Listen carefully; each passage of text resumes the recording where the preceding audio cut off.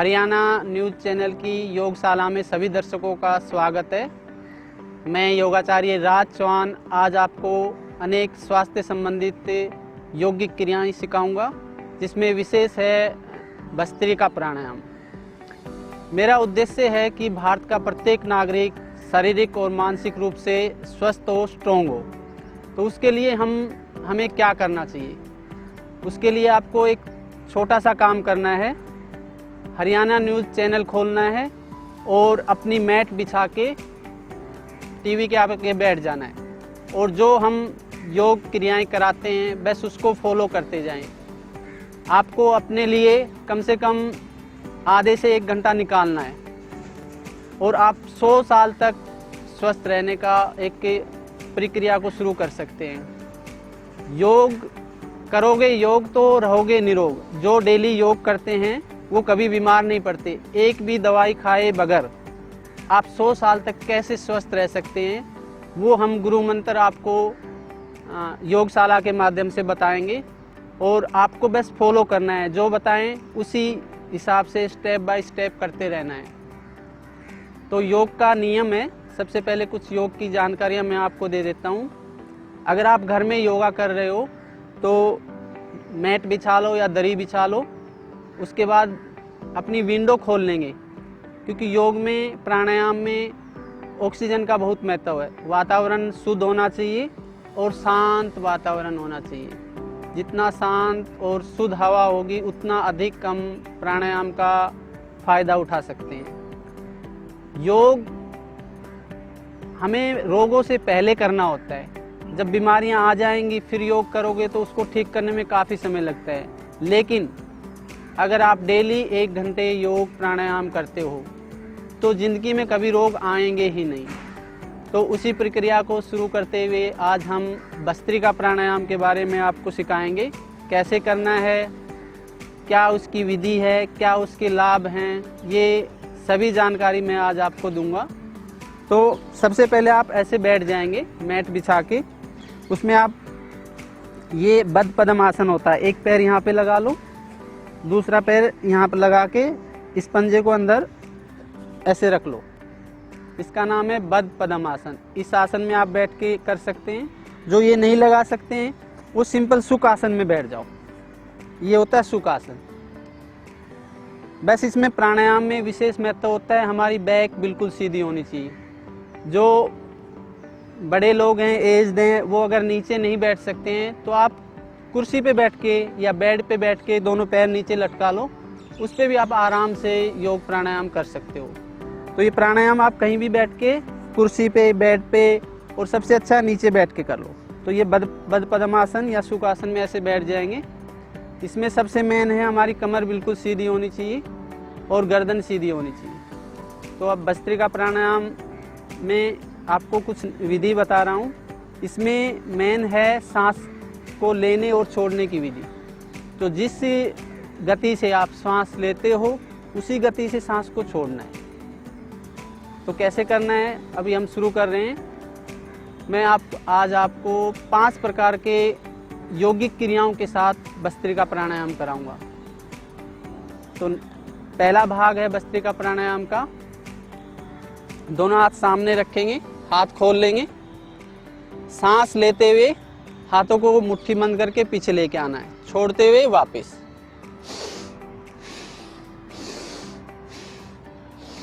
मध्यम गति से करेंगे। सांस लेके पीछे, छोड़ के आगे। सांस को आपको छाती में भरना है। आप करते रहो सोनिया जी।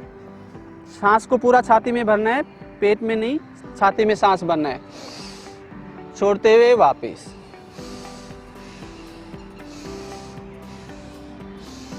इसको कम से कम 20 बार करना है।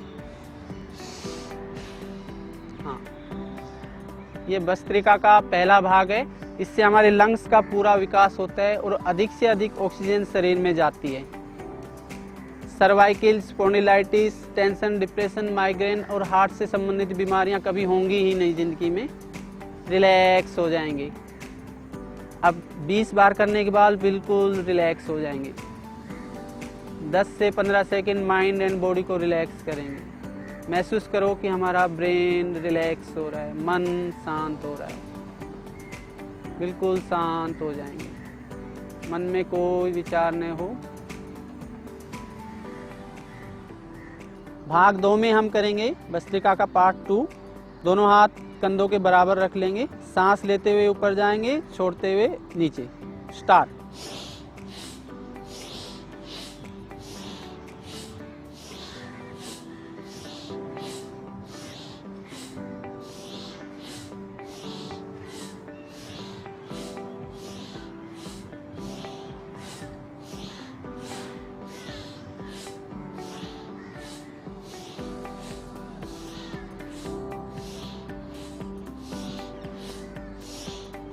रिलैक्स। 20 करने के बाद रिलैक्स हो जाएंगे। माइंड एंड बॉडी को रिलैक्स करें, ब्रेन को अधिक से अधिक रिलैक्स करेंगे, मन को शांत करेंगे, बिल्कुल शांत हो जाएं। अपने आप को आनंदित करें, प्रकाशवान ऊर्जावान करें। 10 से 15 सेकंड रिलैक्स करना है। नेक्स्ट भस्त्रिका का तीसरा भाग है। दोनों हाथ हम पहले ऐसे बांध लेंगे, यहाँ ऐसे बांध लेंगे। सांस लेते हुए हाथों को खोलना है, छोड़ते हुए वापस लेके आना है।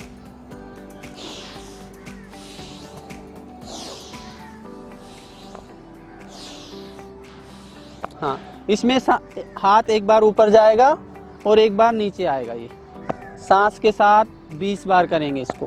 पूरा सांस खींचें, अधिक से अधिक लंग्स में सांस भरना है। इससे हमारे लंग्स का पूरा विकास होता है। 100% लंग्स में ऑक्सीजन जाती है, तमाम ब्लॉकेज खुलते हैं। आप पूरा सांस खींचें और पीछे हाथों को अधिक से अधिक पीछे पकड़ने की कोशिश करें। इससे सर्वाइकल स्पॉन्डिलाइटिस, कंधे आदि फ्लेक्सिबल होते हैं, लंग्स हमारे मजबूत बनते हैं, तमाम ब्लॉकेज खुलते हैं। हाँ, बहुत अच्छे।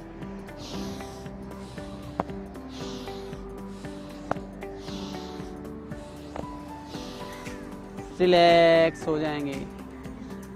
फिर से माइंड एंड बॉडी को रिलैक्स करें, ढीला छोड़ दें। जब भी रिलैक्स होते हैं माइंड एंड बॉडी को अच्छे से रिलैक्स करना है। भस्त्रिका प्राणायाम को धीरे धीरे हम 10-20 से शुरू करके 50 तक लेके जा सकते हैं। एक बार में कम से कम आप 100 से शुरू करो, 200-300 तक आप लेके जा सकते हो। तो 20-20 के सेट करेंगे पहले, फिर धीरे धीरे बढ़ा दो, 21-22 ऐसे 30 तक लेके जाओ। अब इसकी चौथी विधि है, वो करेंगे हम। दोनों हाथ सामने रख लेंगे, ऐसे मुट्ठी बंद कर लेंगे। ये फिंगर्स को क्रॉस करके हथेलियों को दबा लेंगे। हाथ बिल्कुल सीधे रहने चाहिए। यहाँ जमीन से टच कर लो। सांस लेते हुए ऊपर लेके जाएंगे,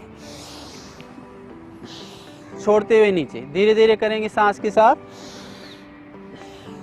हाँ, ये अधिक से अधिक पीछे लेके जाएं और नीचे टच करें। इससे हमारे कंधों के तमाम ब्लॉकेज खुलते हैं। जिनके कंधे फ्लेक्सिबल नहीं है, स्टिफनेस है, शोल्डर फ्रोजन हो गया है, उसके लिए बहुत अच्छा प्राणायाम है। सांस लेते हुए आप, छोड़ते हुए डाउन। सर्वाइकल स्पॉन्डिलाइटिस, कंधे, गर्दन आदि की तमाम ब्लॉकेज खुलते हैं सांस के साथ। लंबा गहरा सांस खींचना है, छाती में सांस भरना है। हाथ बिल्कुल सीधे होंगे और अधिक से अधिक पीछे की तरफ स्ट्रेच करना है, जितना कर सकते हो।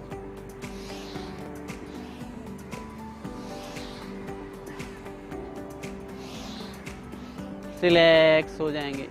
फिर से माइंड एंड बॉडी को रिलैक्स करें, मन में कोई विचार न हो, शरीर को ढीला छोड़ें। ये हमने 4 तरह के एक्सरसाइज के साथ भस्त्रिका प्राणायाम किए। तो इससे क्या होता है, जितने भी हमारे ये कंधे के, गर्दन के, पीछे के, लंग्स के तमाम ब्लॉकेज खुलते हैं। सर्वाइकल स्पॉन्डिलाइटिस, कंधों का जाम हो जाना, गर्दन में दर्द, ये सभी बीमारियां ये भस्त्रिका के साथ ये प्राणायाम करने से, ये एक्सरसाइज करने से ठीक हो जाती है। और अगर आपको ये प्रॉब्लम है, आजकल कॉमन सी बीमारी बन गई है सर्वाइकल स्पॉन्डिलाइटिस, हर तीसरे व्यक्ति में देखने को मिलती है। तो अगर आप ये डेली करते हो तो अगर बीमारी है तो धीरे धीरे करके ठीक हो जाएगी। अगर नहीं है तो आपको कभी होगी ही नहीं। भस्त्रिका का 5वां पार्ट करेंगे हम। इसमें दोनों हाथ ऐसे ही घुटनों पे रख लेंगे, छाती पे ध्यान देना है, छाती में सांस भरना है, लंग्स में अधिक से अधिक सांस भरना है। ऐसे करेंगे। प्रत्येक भस्त्रिका प्राणायाम जब भी करते हैं आंखें बंद करके पूरे मन से करना है। ऐसे लंबा सांस खींचेंगे,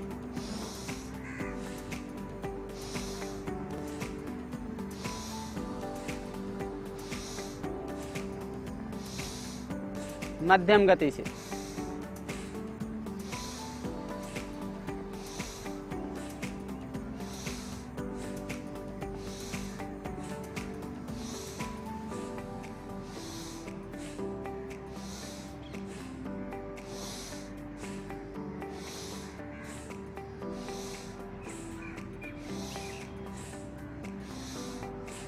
ये भी 20 बार करेंगे, फिर रिलैक्स हो जाएंगे। बिल्कुल मन को शांत करेंगे, माइंड एंड बॉडी को रिलैक्स करेंगे। तो आपको ये मैंने आज 5 प्रकार की एक्सरसाइज के साथ, योगिक क्रियाओं के साथ भस्त्रिका प्राणायाम कराया है। तो इस भस्त्रिका प्राणायाम का करने का क्या लाभ है, उस लाभ के बारे में आज आपको मैं बताता हूँ। जब हम नॉर्मल सांस लेते हैं तो हम 500 ml ऑक्सीजन इंटेक्ट करते हैं, लेकिन जब भस्त्रिका प्राणायाम करते हैं तो 5000 से लेके 7000 तक ml ऑक्सीजन हम इंटेक्ट करते हैं और पूरे शरीर में ऑक्सीजन की सप्लाई होती है। सबसे पहले ऑक्सीजन हमारे लंग्स में जाती है, लंग्स से रक्त कोशिकाओं के द्वारा अवशोषित होकर हमारे हार्ट में जाती है, हार्ट से आर्टरीज में जाती है, आर्टरीज से आर्टियोल्स में जाती है और आर्टियोल से कैपिलरीज में जाती है और फिर कैपिलरीज से शरीर की प्रत्येक कोशिका में, प्रत्येक ऑर्गन्स में ऑक्सीजन पहुंचती है और पूरे शरीर में ऑक्सीजन का प्रभाव होता है, प्राण शक्ति का संचार होता है। तो इससे प्रत्येक टिश्यू हमारे ऑक्सीजन से प्रभावित होते हैं, सारे सेल्स में ऑक्सीजन पहुंचती है। तो ऑक्सीजन के माध्यम से ही हमारे पूरे शरीर में ब्लड सर्कुलेशन होता है। तो जब हम प्राणायाम करते हैं तो पूरे शरीर का शोधन होता है। जितनी भी स्किन की प्रॉब्लम है आप ये प्राणायाम करके ठीक कर सकते हो। शरीर में शक्ति, स्फूर्ति और एक तेज ओज भर जाता है प्राणायाम करने से। हमारे अंदर दिव्य शक्ति आती है। आप दिन भर काम करोगे, बिल्कुल भी थकान नहीं होगी। बच्चों के लिए बहुत अच्छा है भस्त्रिका प्राणायाम। इससे हमारा ब्रेन, हमारी मेमोरी बहुत शार्प हो जाती है, IQ लेवल बढ़ता है, कंसंट्रेशन पावर बढ़ती है। तो अनगिनत भस्त्रिका प्राणायाम के फायदे हैं। तो मैं सभी से कहना चाहूँगा, बच्चे से लेके बूढ़े तक धीरे धीरे अभ्यास करते हुए भस्त्रिका प्राणायाम डेली अगर आप करते हो तो कभी ज़िंदगी में बीमारियां नहीं आएंगी। हम अगर प्राणायाम करते तो हम हमेशा यंग रहेंगे। बुढ़ापे को भी रोकता है प्राणायाम। तो प्राणायाम करने का ये धीरे धीरे विधि आपको मैंने बताई है। इसी विधि से धीरे धीरे प्राणायाम शुरू करना है और उसका अभ्यास आपको धीरे धीरे बढ़ाते रहना है। और पूरे शरीर को शोधन करने के लिए भस्त्रिका प्राणायाम से अच्छा कुछ नहीं है। तो सभी दर्शकों से मेरा निवेदन है कि डेली प्राणायाम करें। आज के भाग दौड़ भरी जिंदगी में जो प्राणायाम नहीं करते हैं वो स्वस्थ नहीं रह सकते। देखो, प्राणायाम पहले के युग में प्राणायाम कोई नहीं करता था, कारण कि हमारा वातावरण शुद्ध था, खाना पीना अच्छा था, ऑक्सीजन की काफ़ी मात्रा थी। लेकिन आज ऑक्सीजन बहुत कम हो गया है। ऑक्सीजन कम होने की वजह से 40% लंग्स सबके वीक मिलते हैं। तो लंग्स को ठीक करना है, फेफड़ों को ठीक करना है, मजबूत बनाना है, इम्यूनिटी पावर को बढ़ाना है, तो प्राणायाम से अच्छा कुछ नहीं है। जो डेली प्राणायाम करते हैं, आपने देखा होगा कोरोना का जब टाइम आया था तो उस समय ऑक्सीजन की बहुत आवश्यकता थी, क्योंकि सबके लंग्स वीक थे। जिनके लंग्स वीक थे वो कोरोना को झेल ही नहीं पाए। लेकिन जो प्राणायाम करते थे, योग करते थे, उनको कोरोना में कुछ भी नहीं हुआ। मैंने भी हज़ारों लोगों को योग किया। जो डेली योग कर रहे थे वो बीमार ही नहीं हुई। क्यों? क्योंकि हमारी ऑक्सीजन की पूर्ति हो रही थी, लंग्स हमारे मजबूत थे। तो प्राणायाम आप डेली करो तो कभी भी कोई भी ऑर्गन्स खराब नहीं होगा। ऑर्गन्स कब खराब होता है? कोई भी शुगर है, BP है, हार्ट की प्रॉब्लम है, किडनी खराब होना है, ये सब बीमारियां तब होती हैं तब जब हमारे ऑर्गन्स तक ऑक्सीजन नहीं जा रही होती है। और ऑक्सीजन जाएगी कैसे? अगर आपके लंग्स वीक हैं तो ऑक्सीजन की सप्लाई नहीं हो सकती। तो पूरे शरीर के स्वास्थ्य के लिए प्राणायाम आज के युग में बहुत महत्वपूर्ण है। देखो, हमने भस्त्रिका प्राणायाम किया, ऑक्सीजन की सप्लाई पूरे शरीर में हो गई, शरीर के अंतिम कोशिका तक ऑक्सीजन पहुंचती है प्राणायाम के माध्यम से। तो स्वस्थ रहने का सबसे पहला नियम तो हो गया, हमें आसन करने हैं, उसके बाद प्राणायाम करना है। दो चीज़ की, शरीर को फ्लेक्सिबल बना लिया, प्राणायाम से पूरे शरीर में ऑक्सीजन पहुंचाती। स्वस्थ रहने के लिए तीसरी चीज़ की आवश्यकता होती है हमें न्यूट्रिशन की। तो न्यूट्रिशन कहाँ से मिलेंगे? न्यूट्रिशन के लिए आपको फल हैं, सब्जियां हैं, ये कच्ची खानी। अगर आप किसी भी सब्जी को बॉइल्ड कर देते हो या उबाल देते हो तो उसके न्यूट्रिशन 80% तक ख़त्म हो जाते हैं। तो हमें क्या करना है? सुबह खाली पेट, डेली एक नियम बना लो, सुबह खाली पेट सबसे पहले हमारे शरीर में जो चीज़ जानी चाहिए वो जाने चाहिए फल। 3-4 तरह के फल ले लो आप, उनको मिक्स करके सुबह अपने जो भी दैनिक दिनचर्या से निर्वत होके और कम से कम आधा किलो से लेके 700-800 ग्राम तक आप फल खाने लग जाओ। ये नियम बना लो, खाली पेट फल खाएंगे हम। फल अगर आप डेली खाली पेट फल खा रहे हो तो कभी ज़िंदगी में कोई बीमारी नहीं आएगी। अगर आप प्राणायाम कर रहे हो, आसन कर रहे हो, लेकिन न्यूट्रिशन नहीं ले रहे हो तो भी शरीर ठीक नहीं रह सकता, क्योंकि हमारे शरीर की हीलिंग जो होती है ना, वो न्यूट्रिशन से होती है। पूरे ये हमारे ऑक्सीजन के माध्यम से, ब्लड के माध्यम से शरीर के प्रत्येक अंग में जहाँ जहाँ न्यूट्रिशन की आवश्यकता होती है वहाँ हमारे शरीर में गुड बैक्टीरियाज होते हैं। हमारे पेट में 1.4 kg गुड बैक्टीरियाज होते हैं, तो उनका काम है पूरे शरीर में न्यूट्रिशन की सप्लाई करना। तो अगर आप न्यूट्रिशन लेोगे ही नहीं तो सप्लाई कहाँ से होगी? और सुबह का फल अमृत के समान काम करता है और सुबह की चाय जहर के समान काम करती है। तो हम करते क्या हैं? सुबह खाली पेट उठते ही सबसे पहले चाय पीते हैं। जो बेचारे बैक्टीरियाज होते हैं वो चाय पीते ही बेहोश हो जाते हैं। वो इंतज़ार करते रहते हैं सुबह कब हमें न्यूट्रिशन मिलेगा, कब मैं पूरी बॉडी में न्यूट्रिशन की सप्लाई करेंगे। तो ये नियम आपको आज से फॉलो करना है। ये पहला नियम है मेरा, सुबह खाली पेट आधा से 1 किलो फल खाने।